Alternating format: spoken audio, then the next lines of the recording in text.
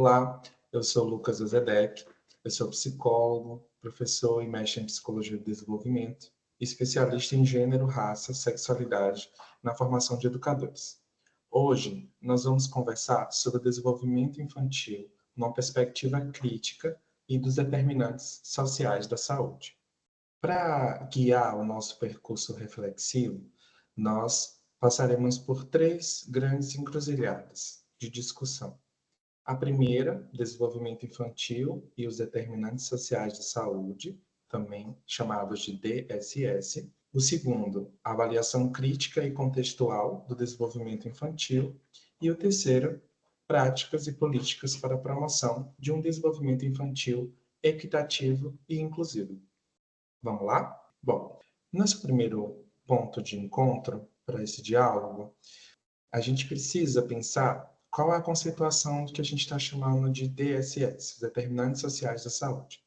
Os DSS englobam as condições sociais, econômicas e ambientais que influenciam a saúde e a qualidade de vida das pessoas, incluindo o desenvolvimento infantil.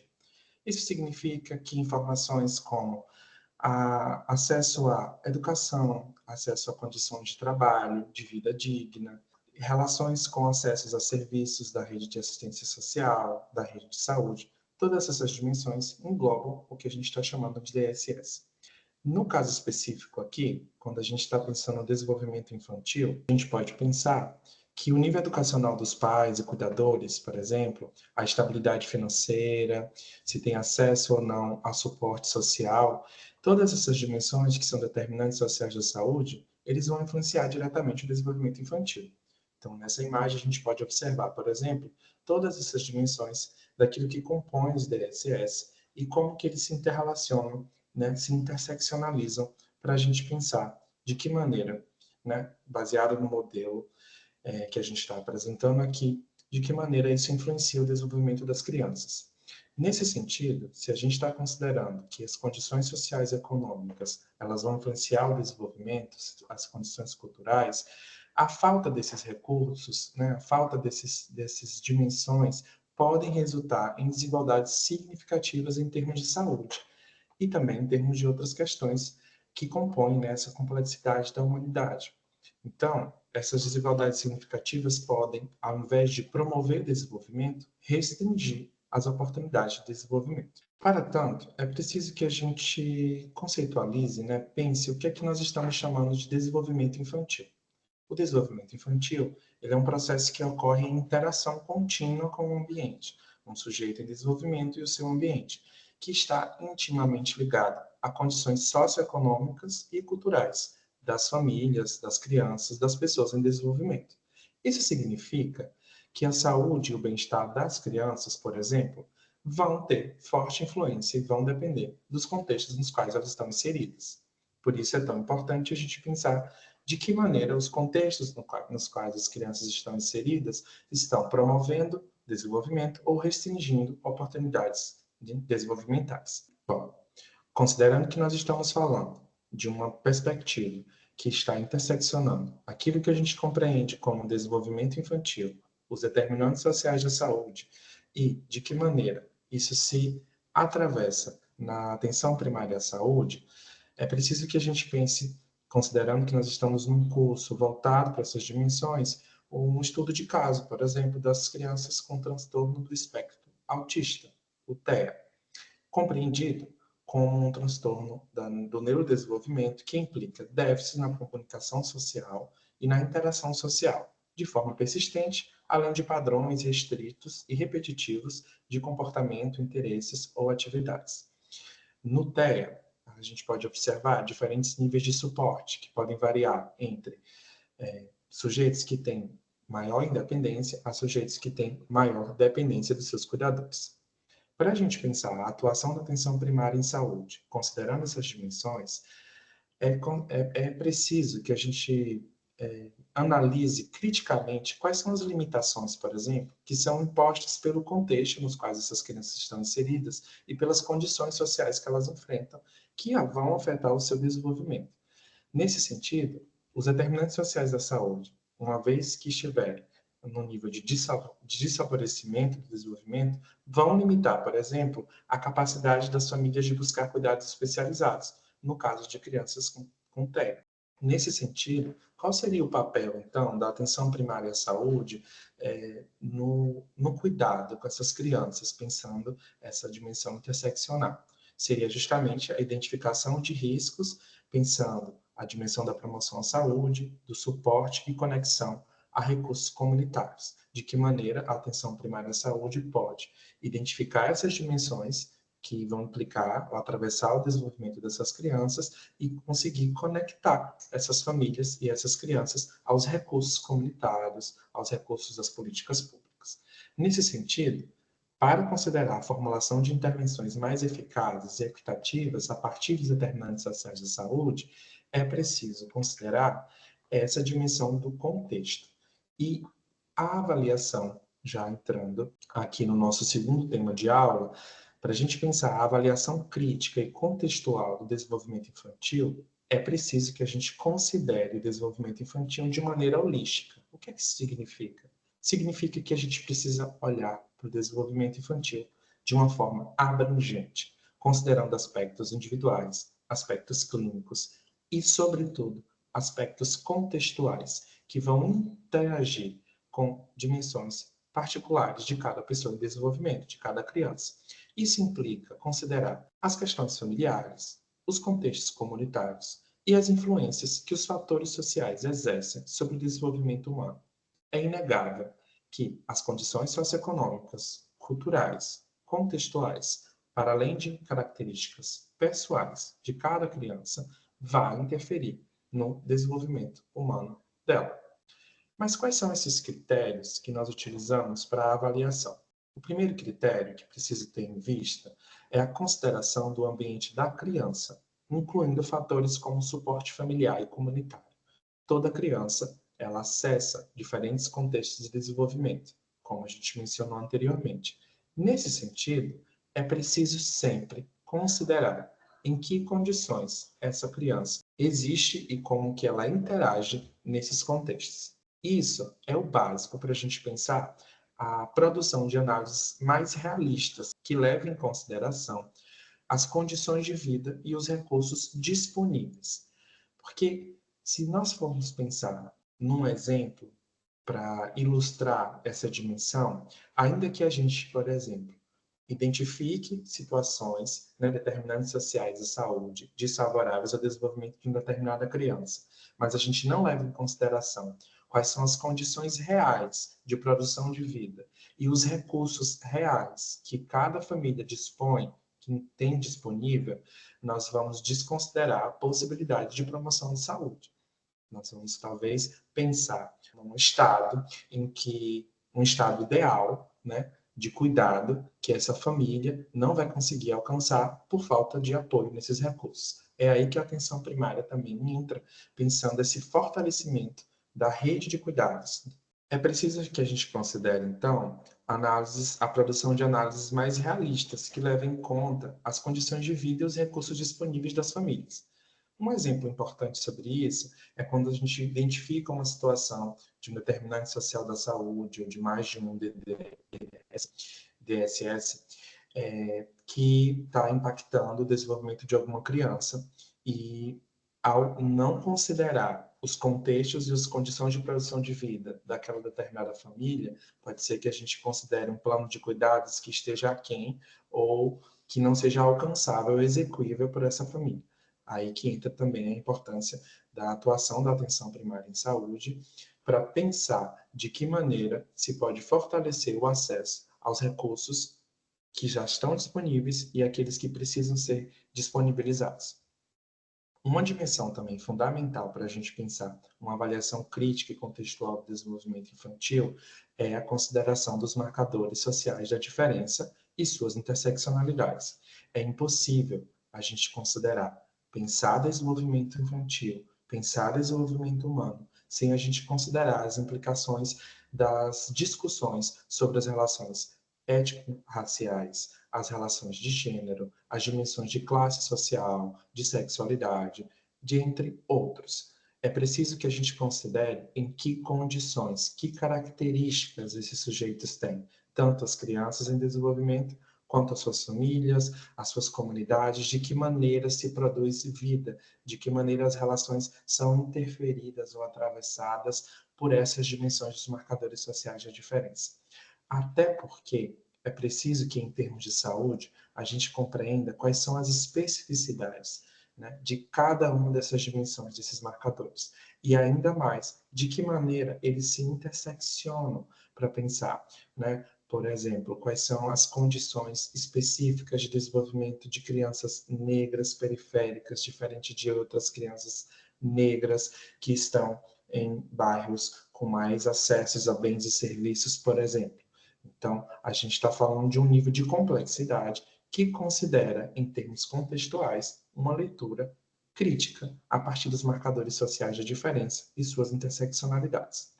Mas de que maneira a atenção primária em saúde pode, neste caso, construir indicadores de avaliação crítica e contextual do desenvolvimento infantil?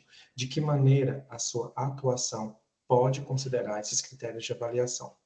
A primeira coisa que a gente precisa pensar é de que maneira são identificadas, né, as necessidades de desenvolvimento e apoio familiar, que é algo que acontece no nível de atenção primária em saúde, e a identificação precoce dessas necessidades, observando os marcadores sociais de diferença e os determinantes sociais de saúde locais, podem favorecer e vão favorecer, certamente, um cuidado mais inclusivo, sobretudo no exemplo das crianças com TEA. De que maneira nós podemos identificar quais são as especificidades e necessidades de acompanhamento e desenvolvimento, apoio e suporte social de crianças com TEA que têm a experiência de classe social menos favorecida, são pobres, e como que isso afeta o acesso aos serviços especializados. Isso é uma dimensão de consideração, por exemplo, dos determinantes sociais da saúde e dos marcadores sociais da diferença,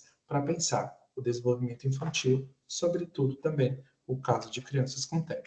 Bom, em termos de desenvolvimento humano, é fundamental que a gente considere referências que levem em questão, que identifiquem, que considerem os contextos nos quais os sujeitos estão inseridos. Uma teoria importante nesse sentido é a teoria bioecológica do desenvolvimento humano, do Uri Bronfenbrenner. Essa teoria, ela vai caracterizar o desenvolvimento como um processo fruto de interações contínuas e recíprocas entre a pessoa em desenvolvimento e os diferentes contextos nos quais ela está inserida. Isso inclui aspectos biológicos, aspectos psicológicos e aspectos ambientais. Essa abordagem holística da teoria bioecológica do desenvolvimento humano, que enfatiza nos múltiplos contextos do desenvolvimento os aspectos ambientais, sociais e culturais, também considera os aspectos individuais, como são as características do TEA. O contexto familiar, o contexto escolar, o contexto comunitário, todas essas dimensões vão afetar diretamente o desenvolvimento das crianças. Nesse sentido, como nos apresenta essa imagem, a gente pode considerar no centro uma criança em desenvolvimento, uma criança com TEA ou uma criança que não tem TEA, independente disso. No centro, ela está ali no processo de interação direta, de interações face a face, o que a gente chama de microcontexto de desenvolvimento. Nesse sentido, a gente pode pensar os diferentes microcontextos que essas crianças estão inseridas. A família, a escola, a comunidade, a religião, o grupo de apoio. E a partir disso, a gente vai observando os níveis de complexidade dessas interações. Em que medida as interações face a face vão sendo também atravessadas por questões que acontecem em contextos que não necessariamente as crianças estão inseridas, mas que interferem em suas vidas, como o contexto político, o contexto cultural, né? O contexto de organização, né? Da nação, dos serviços de saúde, que são todas essas coisas que atravessam o desenvolvimento dessas crianças, ainda que elas não estejam diretamente presentes nos contextos de desenvolvimento que estão mencionados.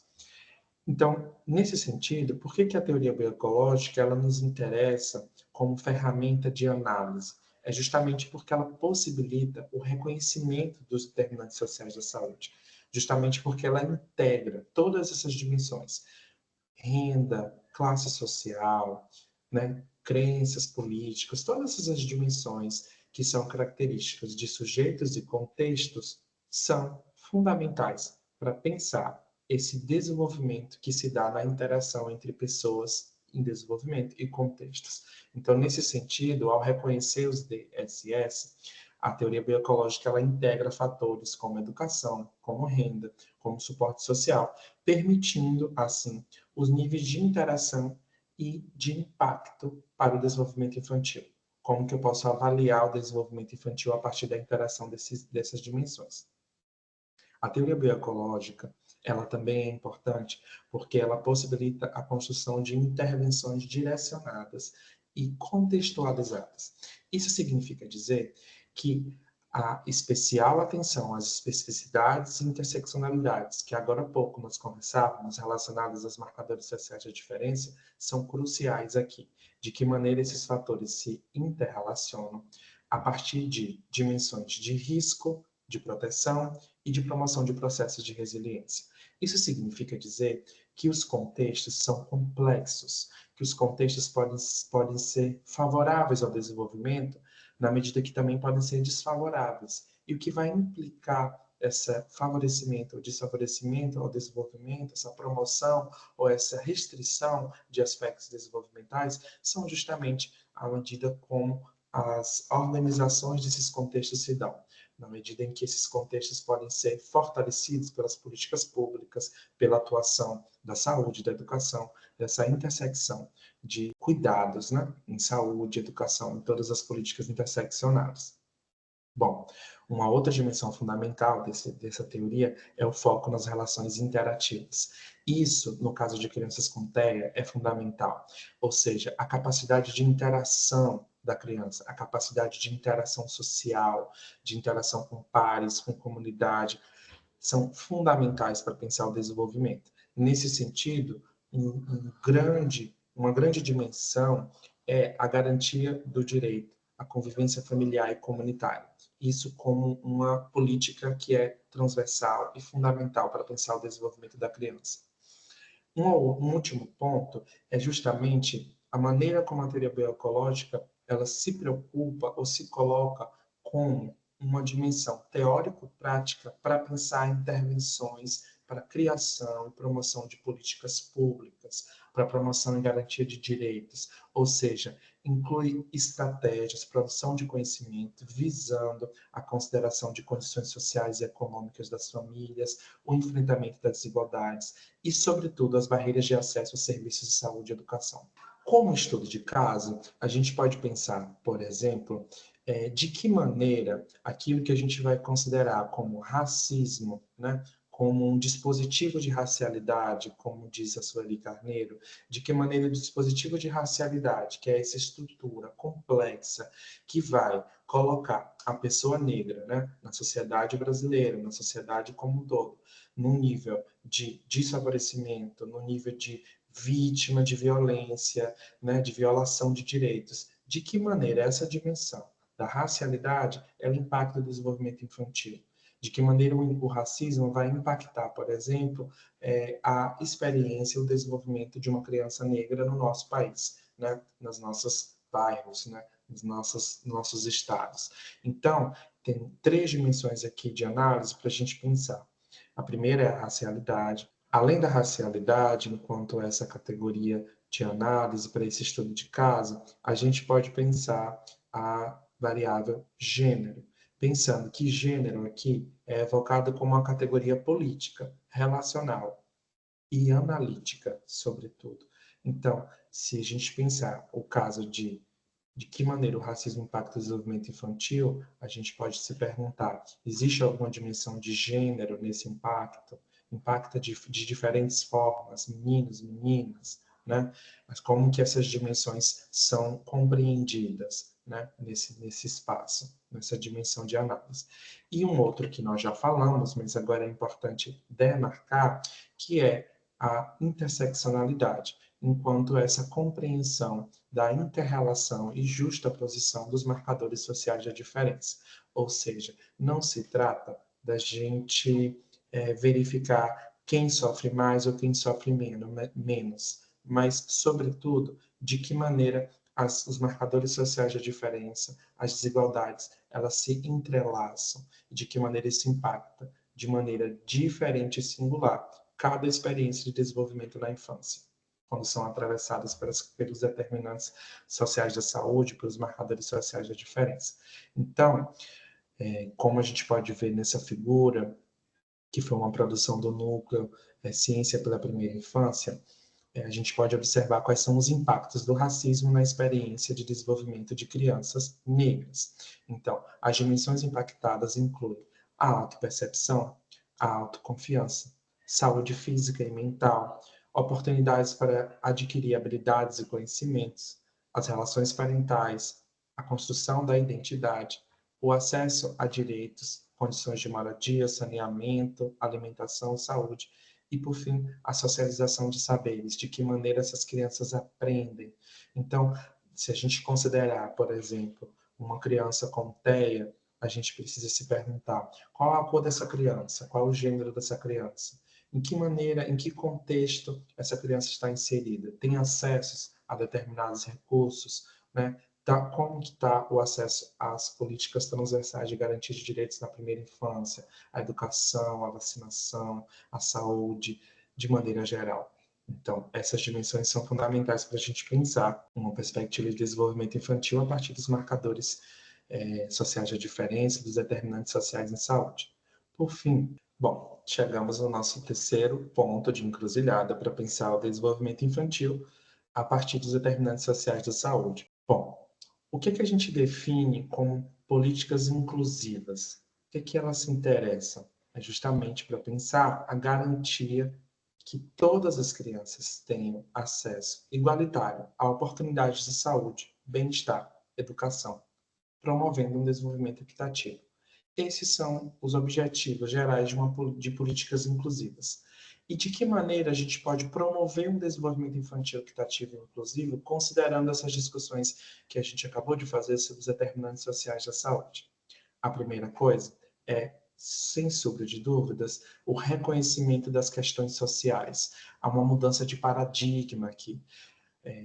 Em lugar da gente culpabilizar sujeitos pelas condições nas quais eles vivem, a gente vai reconhecer de que maneira as questões sociais, as questões que atravessam a nossa experiência de sociedade, das relações de poder, afetam a vida e o desenvolvimento infantil das crianças a partir dos determinantes sociais da saúde.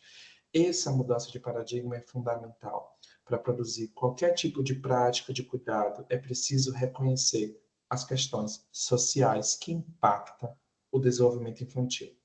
O segundo ponto fundamental é a produção e a construção de um olhar interseccional sobre os marcadores sociais da diferença, pensando o enfrentamento direto à reprodução das desigualdades, ao racismo e outras violências que afetam as crianças. Um terceiro ponto é a sensibilidade nos processos de escuta, acolhimento e promoção de práticas inclusivas. A sensibilidade enquanto princípio ético para a escuta. É preciso escutar os sujeitos, é preciso escutar as crianças na sua diferença, é preciso escutar as famílias e dentro daquilo que é construído como uma cultura do cuidado, né? Em muitos momentos, quando a gente não considera, por exemplo, as condições de acesso, as condições de letramento, as condições de acesso a recursos sociais e comunitários, facilmente a gente enquadra determinadas práticas de cuidado como descuido. E aí é interessante a gente pensar um olhar mais atento, mais interseccional, nesse sentido de escutar os sujeitos e promover uma cultura do cuidado, uma ética do cuidado, um respeito à diversidade e ao direito à saúde e à educação.